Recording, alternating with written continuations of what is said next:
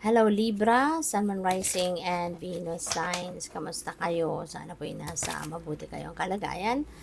Welcome back po sa Star Tarot. At kung bago kayo rito, welcome din po kayo. Please subscribe, like, share my videos, and leave me a comment kung nakaresonate kayo.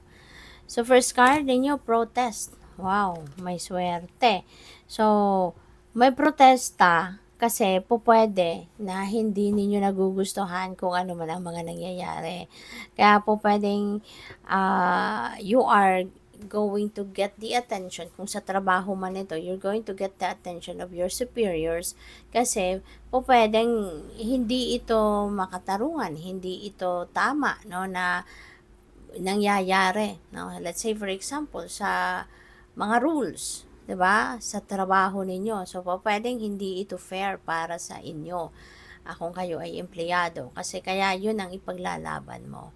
Pwede rin naman na meron kayong complaints, no? Meron kayong mga reklamo, pwedeng sa gobyerno, pwedeng magrereklamo kayo sa institusyong, kung anumang klaseng institusyon na maaring yung mga karapatan ng mga tao ay hindi nila binibigay.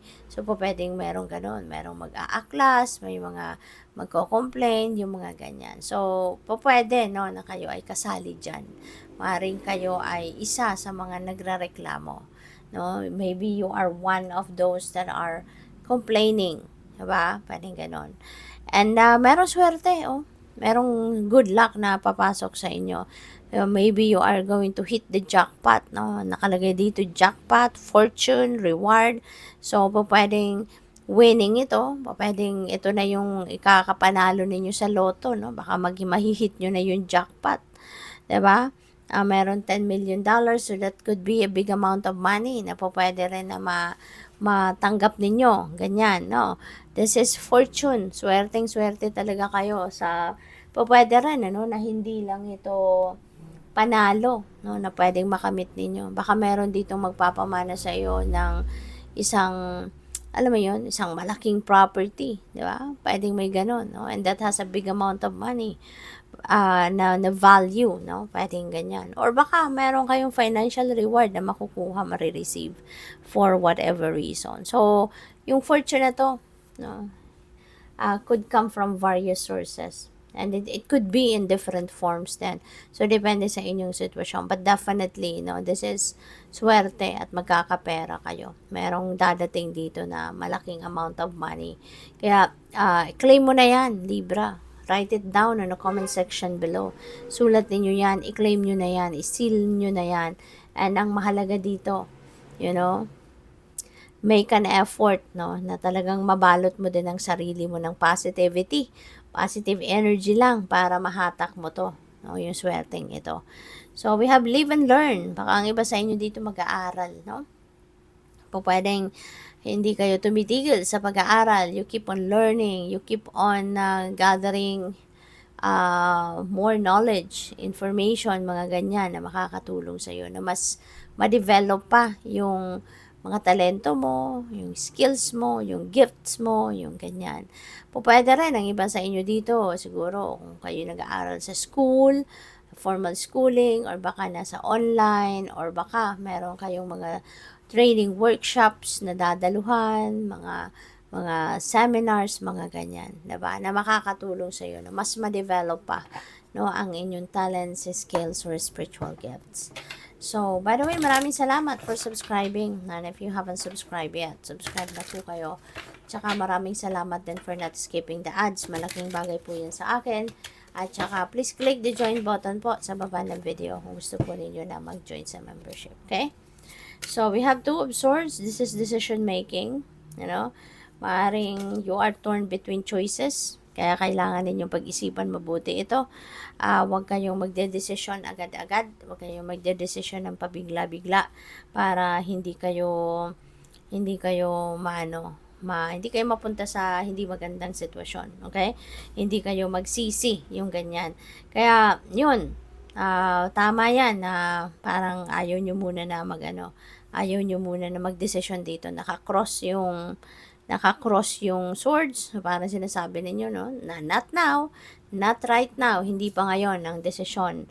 At saka nakapiring ang mata. So, parang you are definitely refusing to see, 'di ba, the situation. Ayaw mo muna. Ayaw mo muna. Maaaring gusto mo pa mag-isip, gusto mo pang mag-research, gusto mo pang yung parang gusto mo lang muna na mag-chill, ayaw mo muna to na may stress ka dito sa pag-iisip ng desisyon. So, we also have the Six of Pentacles. This is prosperity energy. So, talagang meron ditong windfall of money na dadating Libra. So, pwede talaga na lalapitan kayo ng jackpot na yan, 'di ba? Ng reward na yan. So, meron ditong financial opportunity na dadating. Kaya ito yung magiging susi para kayo ay maging prosperous and abundant.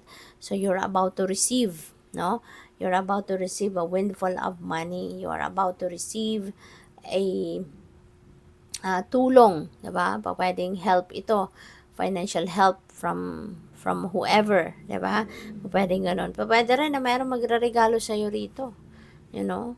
At you know what, kung bakit kayo mayroong mga windfall na po pwedeng dumating, financial blessings. Kasi there are also people, no, na matulungin ka kasi there are people also na maaring umaasa sa'yo. There are people as well na laging, parang, kapag kailangan nila ng kahit anuman, pera man yan, or kahit ano, ikaw din yung nilalapitan. You know? Kaya you are being blessed as well by the divine with abundance of anything para na lagi kang merong maibibigay. Para lagi kang merong ma-share din sa iba. You know? Na magagamit ka ng divine, di ba? Para na makatulong sa iba. So, we also have temperance. Yan. So, patience is a virtue. Diba? Patience is what you need right now. Kailangan mo ngayon na maging kalmado ka. Kailangan mo na mag-chillax ka lang. Kailangan na kumalma ka lang. Okay? Kasi po pwede, no, na baka related yan dito kay protest. No? So, instead na baka pwede naman madaan ito sa magandang usapan, 'di ba? Instead na maggaganyan kayo, so baka madadala naman ito sa mas malumanay, no, na usapan, sa mas malumanay na pamamaraan. Kaya kalma lang, be patient, no, at piliin mo maging maging peaceful. Okay? So, good luck. Thank you for watching. Love and light. Namaste.